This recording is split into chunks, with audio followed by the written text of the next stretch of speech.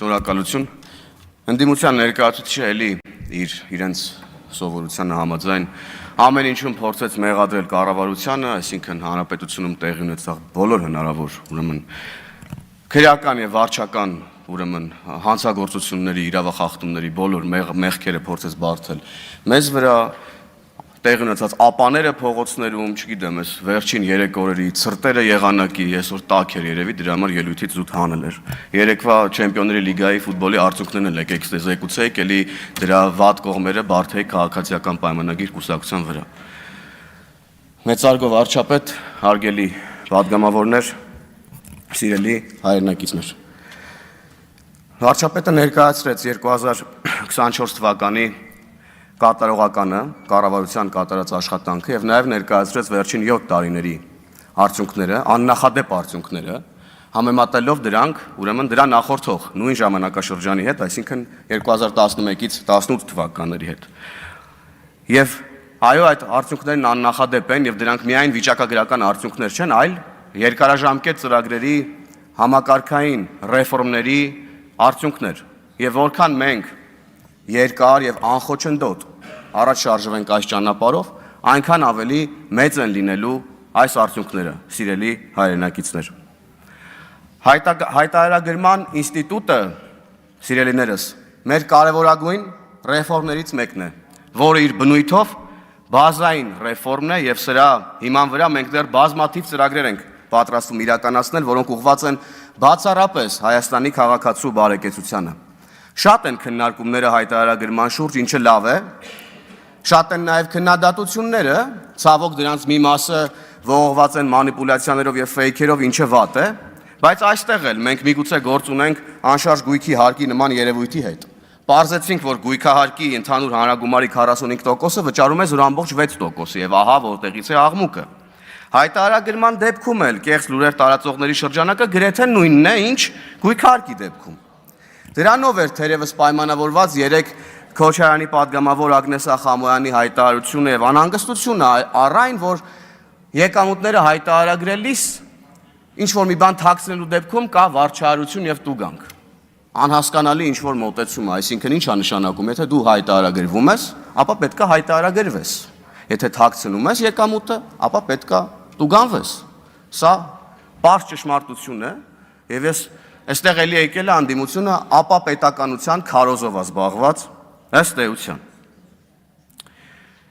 Եվ մեկ էլ էս նույն շրջանակը, որ հիմա բողոքում է բանից, գույքահարկից, հայտարարագրումից, այս նույն շրջանակը նույն ինտենսիվության ու նույն բառամթերքով բողոքում էր ապօրինի գույքի բռնագանձման օրենքից։ 5 տարի է բողոքում է։ Գնացին սահմանադրական դատարան եւ սահմանադրական դատարանը ուրեմն սահմանադրական ճանաչեց ապօրինի գույքը։ Այն որ ասում ենք դուք եկել եք այստեղ եւ ընտրություններին մասնակցում եք միայն մի պատճառով, գողոնը պահելու պատճառով, ասում եք չէ, ո՞ց չէ։ Հայտարարագրման դեմ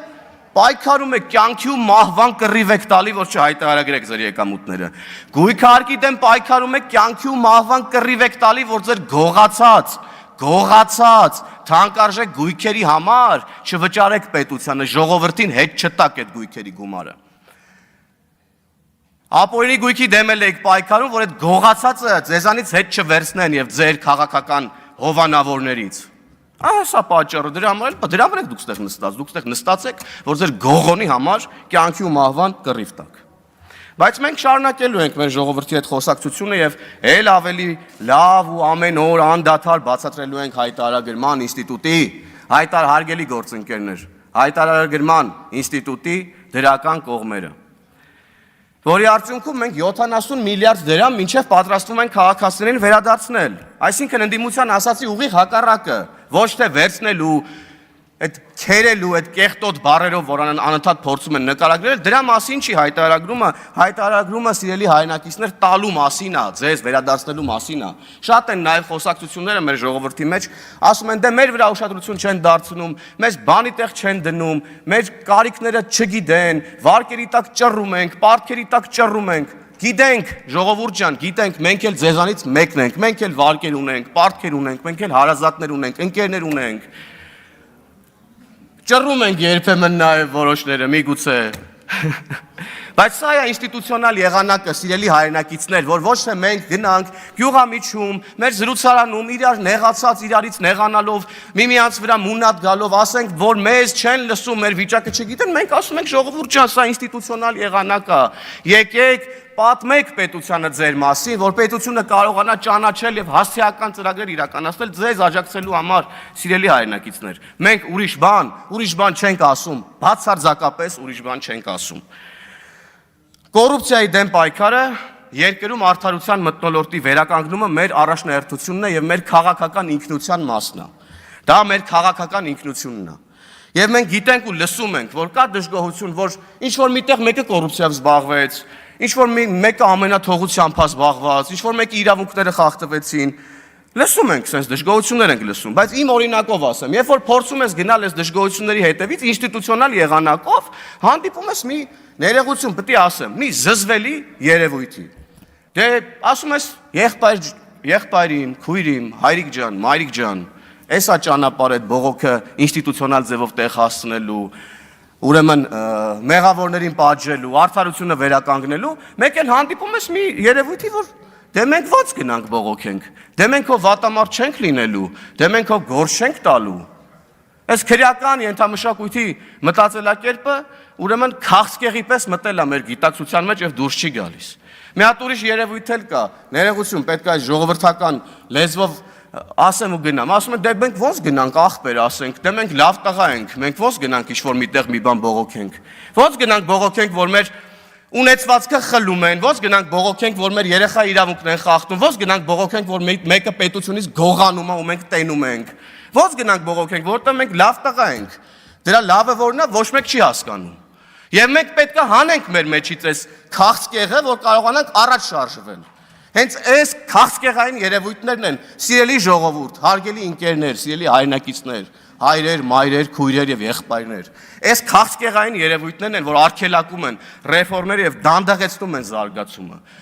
Կանգնեցնում են զարգացումը։ Թույլ չեն տալիս, որ մենք ավելի լավ ապագա կառուցենք մեր երեխաների համար, որովհետեւ որքան էլ որ ուզեն քաղաքացիական պայմանագիր կուսակցության падգամավորները, կառավարության անդամները, վարչապետը, ինչքան էլ ուզենք առանց փոխադարձ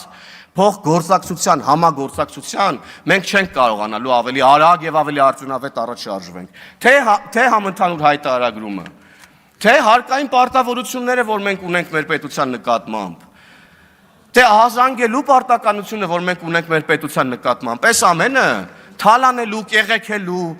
քերելու, գործ տալու, իրար վատություն անելու մասին չեն, այս ամենը պետություն կառուցելու մասին է, այս ամենը Հայաստանի Հանրապետության մասին է, այս ամենը մեր մասին է, այս ամենը մեր ապագայի մասին է, սիրելի հայրենակիցներ։ 4.2 միլիարդ դոլար 7 տարում ավել մուտք ա եղել պետական բյուջե։ Այս թվում նստած մարդիկ ու իրենց ղեկավարները 2011-ից 17 թվականներին չեն թողել, որ 4.2 միլիարդ դոլար մուտք լինի պետական բյուջե։ Լափել են, կերել են։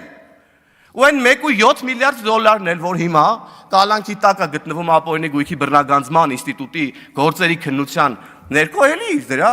պետք է գումարենք այդ 4.2 միլիարդին։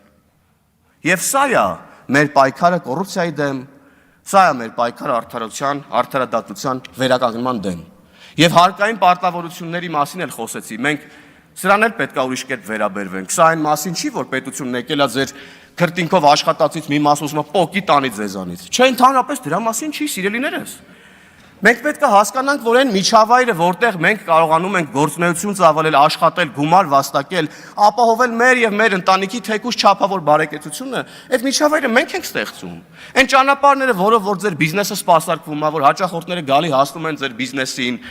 որ բարեկներ են աշխատում, խցանումներ չեն լինում, որ ասֆալտացա ճանապարհը գալի հասնում են ձեր մոտ, այդ միջավայրը դուք եք սարքում։ Դուք ձեր վճարած հարկերով, մենք չէ դուք։ Մենք ով ենք, որ դուք ձեր հարկերը չվճարեք, մենք ո՞նց ենք այդ ամեն ինչ, այդ ծառայությունը մենք ո՞նց ենք ձեզ մատուցելու, ոչ մի ձև։ Եվ այո, մենք մեր միջոցներով պետք է կառուցենք մեր պետությունը, որ այլևս ոչ մեկին պետություն ունենալու համար պարտք չլինենք։ Սրա մասին ենք մենք այսքան ասում։ Սրա համար ենք մենք սաղ օրը սրա մասին խոսում։ Եվ սա է կամ սա պետք է լինի իրական Հայաստանը, որտեղ երկիրը կառավարող թիմը